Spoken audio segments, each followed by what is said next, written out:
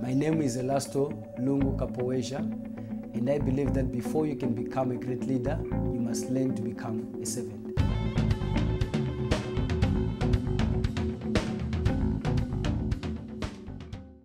When I was playing for Amazulu, one of my teammates was a goalkeeper.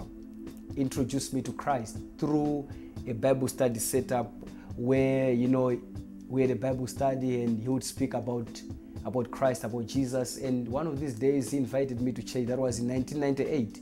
He invited me to his church. And from there onwards, I kind of fell in love with what I saw, and I decided that this is the way I should follow. I think the way Christ has impacted me as a leader is that it's just for me to realize that this position that God has given me, because I believe it is God who has made me the leader I am. It is an opportunity, a platform from which I can tell others about His great love for them. I won't take it for granted that I'm a leader. I think it's a position of influence, be it in the negative, in the positive, but I choose to make an influence in the positive way. I think a servant leader, it means a leader who is there to serve the people. It's not the other way around where you find people serve you. You've got a group of people that you are leading. You've got your teammates that you lead, and you are there to serve them. I think you are there to put their interests first. You are there to stand up for them. You are there to avail yourself to them 24 hours a day.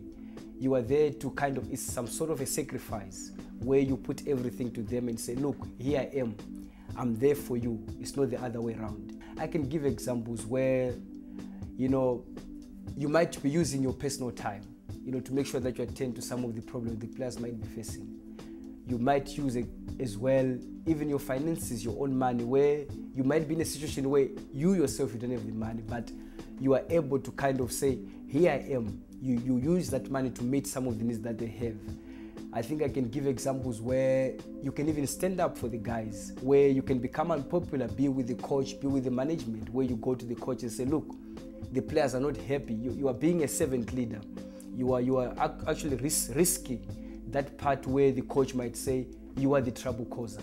You might go to the management and say, look, the guys haven't been paid. There's a problem with money and so forth, where again, you are risking being called the traitor, put it that way. So this is all about the players first and you last.